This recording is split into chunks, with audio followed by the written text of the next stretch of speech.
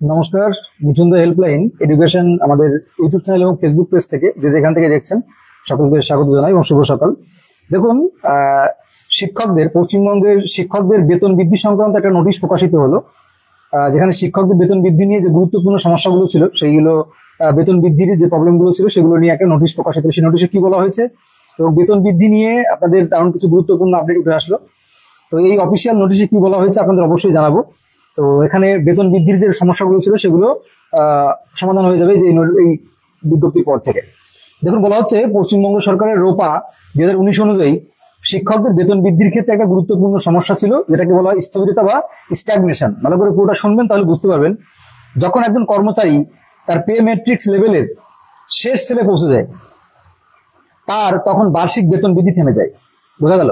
মানে একজন কর্মচারী, সরকারি কর্মচারী যখন তার পে ম্যাট্রিক্স লেভেলের একদম শেষ পর্যায়ে পৌঁছে যায়, অর্থাৎ চাকরি করতে করতে একদম শেষ পর্যায়ে পৌঁছে যায়, তখন কিন্তু তার যে বার্ষিক বেতন বৃদ্ধি সেটা থেমে যায়।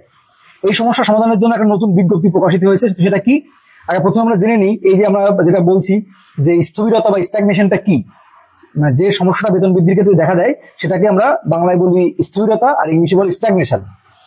আপনাদের একটু ভেঙে বলি যে রোপা 2019 অনুযায়ী প্রতিটি পে ম্যাট্রিক্স লেভেলের 33টি সেল রয়েছে। রোপা 2019 আপনাদের প্রতিটি পে ম্যাট্রিক্স লেভেলে 33,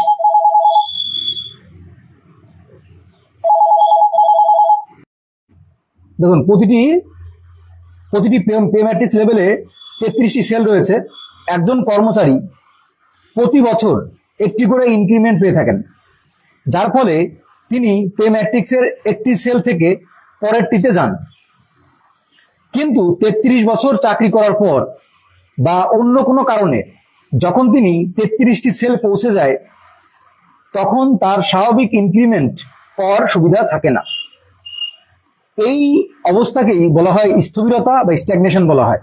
এই রোপা 2019 মেয়াদ 2025 সালের 31শে ডিসেম্বর পর্যন্ত শেষ হতে চলেছে, যার ফলে শিক্ষক এবং সরকারি কর্মচারী এই সমস্যার সম্মুখীন হতে পারে। তো এইবার এই সমস্যাকে সমাধান করার জন্য, যাদের এই যে চাকরি করার পর শেষের সেলে গিয়ে আপনাদের বেতন মানে যে বৃদ্ধিটা সেটা আটকে যায়, তো তার জন্য নতুন বিজ্ঞপ্তি প্রকাশিত হলো। তো এই নতুন বিজ্ঞপ্তিতে কি বলা হচ্ছে দেখুন, 12 সেপ্টেম্বর এই বিজ্ঞপ্তি প্রকাশিত হয়েছে। তো বলা হচ্ছে স্থবিরতা বা স্ট্যাগনেশন সমস্যা সমাধানের জন্য একটি নতুন বিজ্ঞপ্তি জারি করা হয়েছে। এই বিজ্ঞপ্তি সমস্ত জেলার প্রাথমিক এবং মাধ্যমিক বিদ্যালয়ের জন্য প্রযোজ্য হবে। এই যে আপনাদের এটা প্রকাশিত হয়েছে, এটা প্রাথমিক বিদ্যালয় এবং মাধ্যমিক বিদ্যালয়ের যে সমস্ত শিক্ষকরা, যে সমস্ত কর্মচারীরা আছেন তাদের জন্য প্রযোজ্য হবে। বিজ্ঞপ্তিতে আরো বলা হয়েছে যে সমস্ত কর্মচারী তাদের পে ম্যাট্রিক্স শেষ সেলে পৌঁছে গেছেন, তাদের একটি বিশেষ স্ট্যাগনেশন ইনক্রিমেন্টের ব্যবস্থা করা হবে। এবার সেগুলো কি কি সুবিধা সেটা একটু বলে দিই। দেখুন, প্রথম হচ্ছিল ডিডিওর দেওয়া নির্দেশিকা অনুসারে আপনার IOSMS এর নতুন মেনু, অর্থাৎ ড্রয়িং অ্যান্ড ডিসবাসিং অফিসারদের জন্য একটি নতুন মেনু ইন্টারফেস যুক্ত করা হয়েছে। এর মাধ্যমে যে সকল কর্মচারীর বেতন স্থবির হয়ে গেছে, অর্থাৎ আটকে গেছে, স্ট্যাগনেশন হয়ে গেছে, যেটা বলছিলাম স্ট্যাগনেশন যেটা কি, মানে আপনাদের বেতন বৃদ্ধির যে ইয়েটা সেটা আটকে গেছে, তাদের বেসিক পে আপডেট করাতে পারবে। আচ্ছা, তাদের বেতন বৃদ্ধির যে প্রসেসিংটা সেটা আপডেট করাতে পারবে। 1 2 নম্বর, বেসিক পে আপডেট ডিডিও এর নির্দেশে দেওয়া হয়েছে যে যে সমস্ত কর্মচারী পে ম্যাট্রিক্সের শেষ সেলে পৌঁছে গেছেন, তাদের বেসিক পে নিয়ম অনুযায়ী স্ট্যাগনেশন ইনক্রিমেন্ট দিয়ে আপডেট করাতে পারবে।